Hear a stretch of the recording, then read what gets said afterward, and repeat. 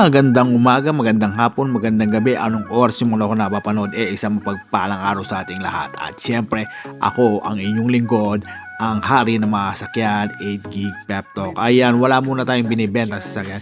Ang gagawin natin ngayon, eto. Ayan, wala tayong ibang gagawin kung hindi, ayan, magkuskus hanggang sa labas yan.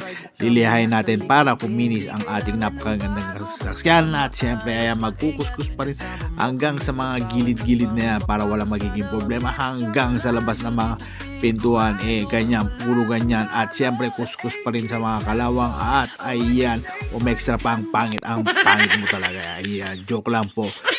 So ayan, konting update lang para sa mga solid follower natin. Alam nyo naman, nakilala nyo naman si Alpra. Ayan, nabenta na natin, bumili tayo ng bagong owner, pinaganda natin. Kaso nga lang, ayan, nakuha naman ng ating subscriber. Hindi tayo makatanggi-tanggi dahil sobrang solid ni Sir. At siyempre, nakatulong din tayo dahil nga gagamitin daw niya sa pangnegosyo. Kaya ayun, wala tayong nagawa kung hindi ibenta na naman. At sa ngayon, eto na naman, nakakuha na naman tayo isang napakaganda C240 diesel engine na sasakyan. So XLT, hanggang papangalanan naman natin ngayon to si Borgio, ang sasakyang maraming isyong pangkalawakan. So ang sasakyang pangkalawakan to, ayan, yan yung sasakyan niya ngayon, Borgio. Ayan, so ang dami nitong issue pero pinapayos natin, unti-unti natin pinapaganda. Medyo malayo-layo pa tayo pero malapit-lapit na. Hindi ko alam kung ano yung pinagsasabi ko pero tabayanan nyo, tingnan nyo.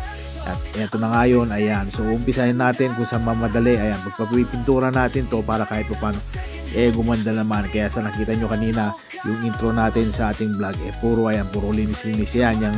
Yung stoplight na yan, papalitan natin. Yung mga gulong, nagawa natin ng bago, pipinturahan natin to, yung two-tone silver gray saka black sa ilalim. At ayan, eto na yung mga rason kung bakit tayo nagkukuskus kanina, tinatanggal natin yung mga raggi. So ayan, eto yung day 1, tabayanan nyo kung ano mangyayari sa day 2, day 3 hanggang gumanda sa sakyan ito. So wag nyo akong bibitawan, eto ang unang teleserye ni Borgio, ang sasakyang pangkalawakan.